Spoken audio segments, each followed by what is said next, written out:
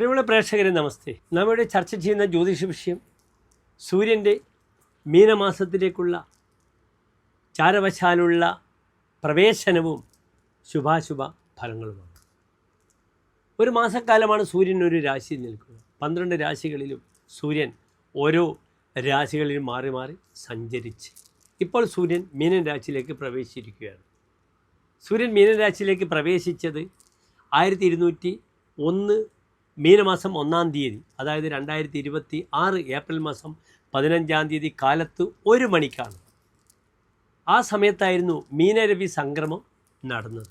കഴിഞ്ഞ 2 മാസക്കാലമായി സൂര്യൻ ശത്രുക്ഷേത്രത്തിലായിരുന്നു, മകരത്തിലും കുംഭത്തിലും.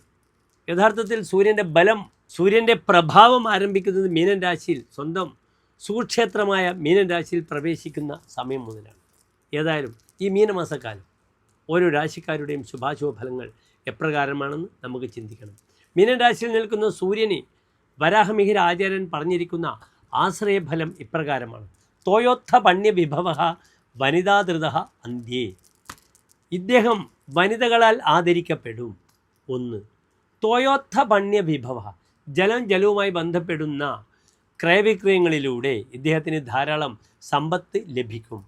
അതിനാൽ ഈ മീനമാസം എന്ത് വന്നാലും ഗൾഫിൽ ഇന്ന് നേരിടുന്ന, മിഡിൽ ഈസ്റ്റിൽ നേരിടുന്ന ഇറാൻ അമേരിക്ക യുദ്ധത്തിലൊക്കെ തന്നെ ഒരു തീരുമാനം, വെള്ളത്തിലൂടെയുള്ള ചരക്ക് ഗതാഗതം അല്ലെങ്കിൽ ഓയിൽ റിഫൈനറിയുമായി ബന്ധപ്പെടുന്ന വിഷയത്തിലൊക്കെ തന്നെ തീരുമാനങ്ങൾ ഉണ്ടാകാൻ പര്യാപ്തമാകും ഈ മീനമാസത്തിലെ സൂര്യനെന്ന് നമുക്ക് പ്രാർത്ഥിക്കാം.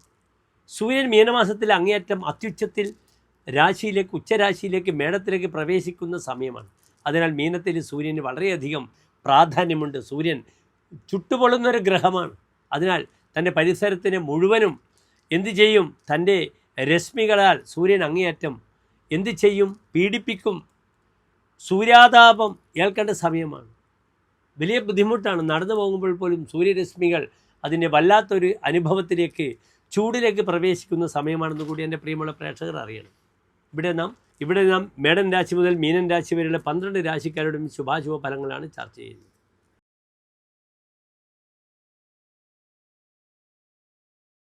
പുണർദ നക്ഷത്രത്തിൻ്റെ അവസാനത്തെ 15 നാഴിക, പൂയം, ആയില്യം നക്ഷത്രങ്ങൾ വരുന്ന 2 നക്ഷത്ര സമൂഹമാകുന്നു കർക്കിടകം രാശി.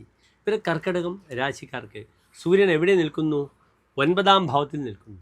9-ാം ഭാവം ധർമ്മേ ശ്രുത അർത്ഥ സുഖഭാഗ്, നല്ല ഫലമാണ് പറഞ്ഞിരിക്കുന്നത്. ശ്രുത അർത്ഥ സുഖം, ശാസ്ത്രം, ധനം, സുഖം, ഇതൊക്കെ ഭജിക്കും 9-ാം ഭാവത്തിൽ, പ്രത്യേകിച്ച് മീനൻ രാശിയിൽ നിൽക്കുന്ന സൂര്യൻ. ഇവിടെ സൂര്യൻ ഏത് ഭാവത്തിൻ്റെ അധിപനാണ്? സൂര്യൻ 2-ാം ഭാവാധിപനാണ്. വിദ്യ, ധനം, വാക്ക്, താൻ സംരക്ഷിക്കേണ്ടുന്ന തൻ്റെ ജനം, ഇതൊക്കെയാണ് 2-ാം ഭാവം കൊണ്ട് ചിന്തിക്കേണ്ടത്. അതിനാൽ ഭാഗ്യസ്ഥാനത്ത് സൂര്യൻ നിൽക്കുമ്പോൾ ഈ ഭാഗത്തിനൊക്കെ വളരെയധികം നന്മകൾ പ്രദാനം ചെയ്യപ്പെടും. 9-ാം ഭാവത്തിൽ സൂര്യൻ നിൽക്കുമ്പോൾ ചമത്കാരി ചിന്താമണിയിൽ ഇപ്രകാരം പറഞ്ഞിരിക്കുന്നു: ദിവാനായികയെ ദുഷ്ടത കോണയാതെ. 9-ാം ഭാവത്തിൽ സൂര്യൻ നിൽക്കുമ്പോൾ ദുഷ്ടത, ചില സ്വഭാവത്തിലൊക്കെ ചില വൈചിത്ര്യങ്ങൾ കാണിക്കും, ദുഷ്ടസ്വഭാവങ്ങൾ പ്രകടിപ്പിക്കും, വലിയ വാശിയും വീറുമൊക്കെ വരും 9-ൽ സൂര്യൻ നിൽക്കുമ്പോഴെന്ന് അറിയണം. പല വിഷയത്തിലേക്കും കാർക്കശ്യമുള്ള നിലപാടുകൾ കാരണം വളരെയധികം ബുദ്ധിമുട്ടുകൾ തനിക്കും തൻ്റെ ശത്രുക്കൾക്കുമൊക്കെ ഉണ്ടാക്കി വെക്കും. എന്നാൽ ചാപ്നോതി ചിന്താവിരാമ അസ്യ ചേത, അദ്ദേഹത്തിൻ്റെ മനസ്സിലൊരിക്കലും ചിന്തകൾക്ക് അവസാനമില്ല, ചിന്തിച്ചുകൊണ്ടിരിക്കും.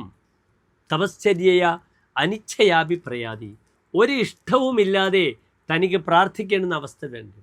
അതിനാൽ ദേവാലയങ്ങൾ സന്ദർശിക്കുവാനോ മറ്റ് വിഷയങ്ങളിലൊക്കെ തന്നെ വളരെയധികം കർക്കിടക രാശിക്കാർ ശ്രദ്ധിക്കണം. ഇഷ്ടമുണ്ടെങ്കിൽ മാത്രം പ്രാർത്ഥനയുമായി ബന്ധപ്പെട്ട വിഷയങ്ങളിലൊക്കെ പോവുക.